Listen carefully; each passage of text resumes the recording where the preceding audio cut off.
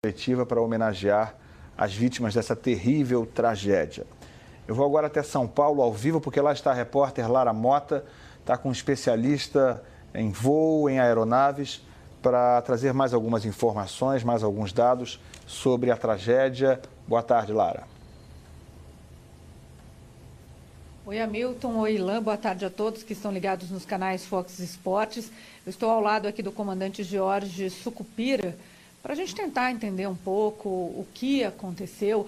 Nas últimas horas tem surgido muitas informações, possíveis áudios, alguns confirmados, outros não, conversas entre pilotos. O fato é, as duas caixas pretas da aeronave foram localizadas, vão ser levadas para a Inglaterra para que sejam analisadas, mas o comandante Jorge Sucupira pode passar um pouco para a gente, pela experiência dele, o que deve ter acontecido.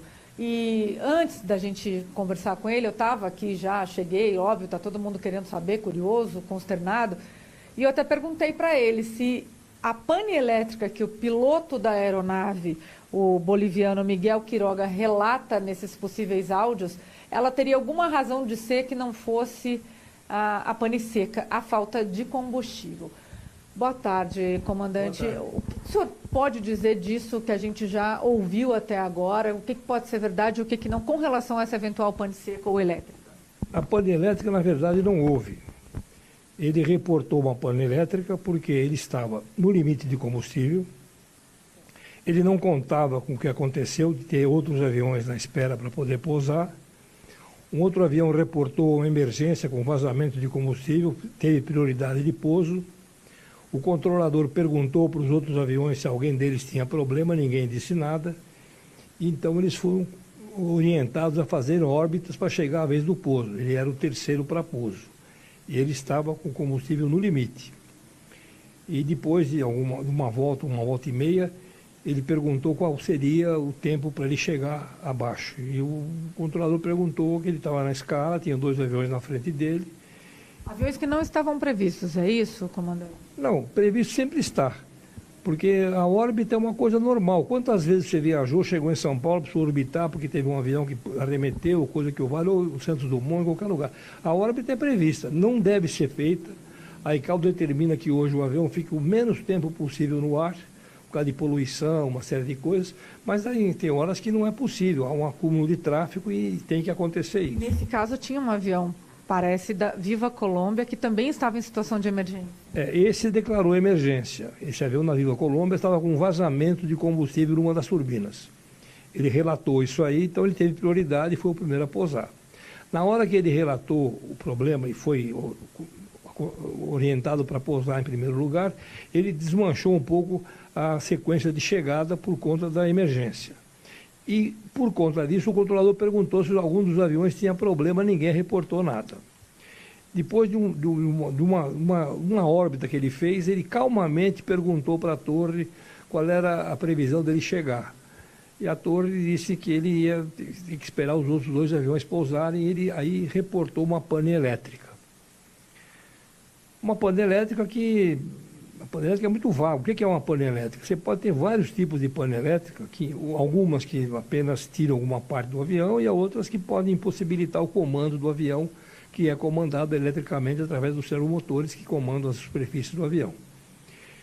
E ele não especificou. E como ele viu que o combustível não ia dar, ele pediu a prioridade, eles deram a prioridade, abriram os outros aviões, saíram fora do circuito para ele poder pousar. E nessa aproximação, então, ele declarou Mayday, porque o combustível acabou de vez. Por que ele não reportou pane seca antes?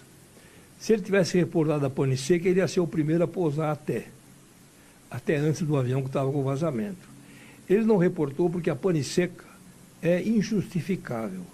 Você não tem como justificar um avião chegar no aeroporto sem combustível. Isso só depende de quem? Do piloto. Então ele sabia que a multa que a companhia ia levar era astronômica e ia quebrar a companhia de um avião só. Então ele reportou uma pane elétrica, continuou a voar normalmente e tentou chegar antes para poder pousar e infelizmente quando ele fez a órbita para pousar, que ele teve autorização para pousar, ele bateu no morro. Agora, o que nós tiramos disso tudo? nas informações que nós tivemos, ele começou a fazer isso uma rotina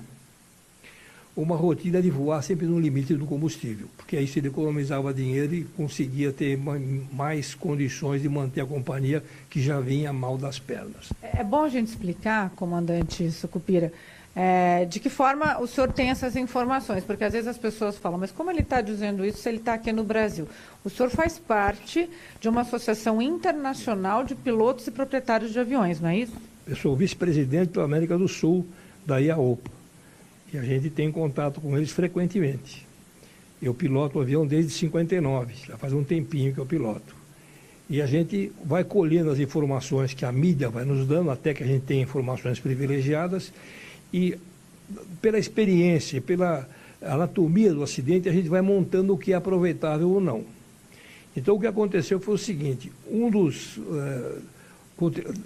pessoas que trabalhavam com ele fez uma denúncia dele ao órgão gestor da Bolívia com relação a irregularidades que ele vinha praticando com o avião, coisa que nós não sabíamos ontem. Isso está registrado, é uma queixa que foi feita, que ele fazia realmente a questão de chegar com os combustíveis no limite. Mas ele não tem que apresentar aos aeroportos um plano de voo? Nesse plano de voo não tem que estar descrita a quantidade de combustível que ele pretende usar? Não, como eu lhe disse, é o seguinte, quando você vai fazer um voo, você faz um plano de voo e apresenta na sala de controle. Esse plano de voo tem que dizer o seu destino, obrigatoriamente, uma alternativa, para o caso do destino estar com qualquer impedimento na hora da chegada, e mais 30 minutos de voo da alternativa para algum lugar qualquer. Isso é obrigatório, faz parte. Então começa o erro aí.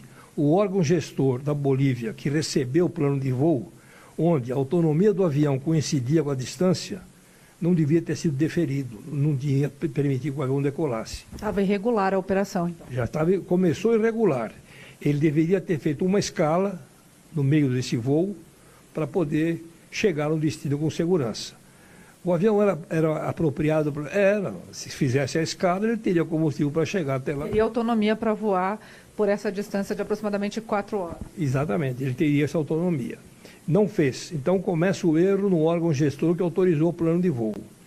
Como ele vinha fazendo isso habitualmente, a gente imagina que ele não contava, tanto que ele chegou com combustível para orbitar o avião.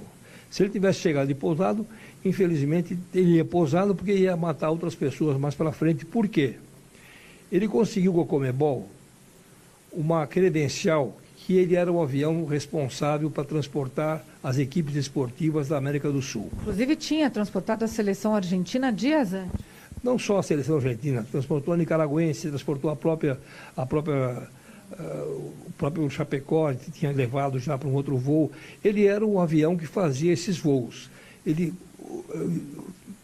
punha no avião todos os adesivos da seleção, ou do time, ou do grupo esportivo, olímpico ou não. Ele adornava o avião e dava para eles uma sensação de avião próprio, etc. Ele fazia o merchandising direitinho. Isso ele conseguiu na Comebol, provavelmente dando uma propina que a Comebol nós sabemos que é um órgão já hoje considerado um órgão de corrupção. Agora, as 2 caixas pretas do avião, elas foram encontradas em boas condições. A gente já tem a informação, inclusive, de que foi montada uma comissão aí envolvendo técnicos de vários países, Bolívia, Brasil, Estados Unidos e Inglaterra, que é o país onde a aeronave foi fabricada. Essa aeronave, esse modelo não é mais fabricado, mas até por isso as caixas pretas são de difícil leitura hoje em dia, então elas devem ser levadas para a Inglaterra para que a gente obtenha esses dados. São 2 caixas, né, comandante? Dados e voz. No que elas podem ajudar e se a gente só vai ter essa certeza quando essas caixas forem abertas? Bom, as caixas pretas, que são, na verdade, laranja, uma é o voice recorder, que grava os últimos 30 minutos da cabine. Isso pode ser ouvido na hora. Abriu a caixa preta e já ouve, logicamente, os órgãos que vão fazer a investigação, eles mantêm isso em sigilo durante algum tempo, mas eles já têm conhecimento de várias coisas que foram ditas na cabine.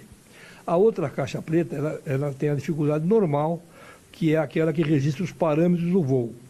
Então é preciso que o fabricante compareça aqui ou que leve para lá para poder traduzir um acidente como esse, que o avião chegou no limite de combustível. Como é que ele vai se garantir que o avião... A própria filha perguntou, pai, então não vou para Los Angeles mais, porque é muito maior. Quer dizer, não tem nada a ver. O avião voa dentro de um padrão com segurança e não acontece. Você vê que voa todo dia e não acontece nada.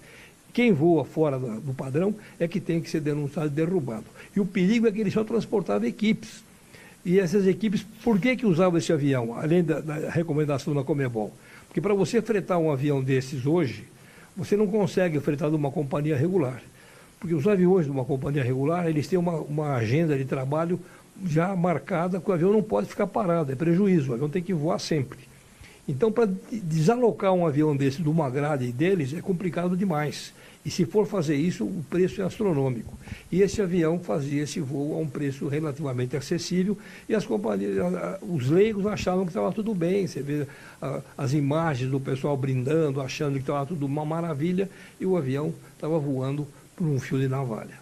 Eu agradeço ao comandante Jorge Sucupira por ter atendido a gente aqui. É claro, a Milton, Ilan, que a gente segue aguardando aí informações mais precisas. Como ele mesmo disse, demora um pouco ainda para que a gente tenha os resultados finais, os relatórios dessas caixas pretas, mas é claro que a gente vai estar ligado porque todo mundo quer respostas sobre as causas desse acidente. É com vocês aí no estúdio do Fox Sports. Ok, Lara Mota, ouvindo um comandante especialista em aviação, que fez denúncias graves, né, que trouxe fatos sobre o que deve ter acontecido. É claro que a gente aguarda as investigações oficiais e ele também ressalvou isso.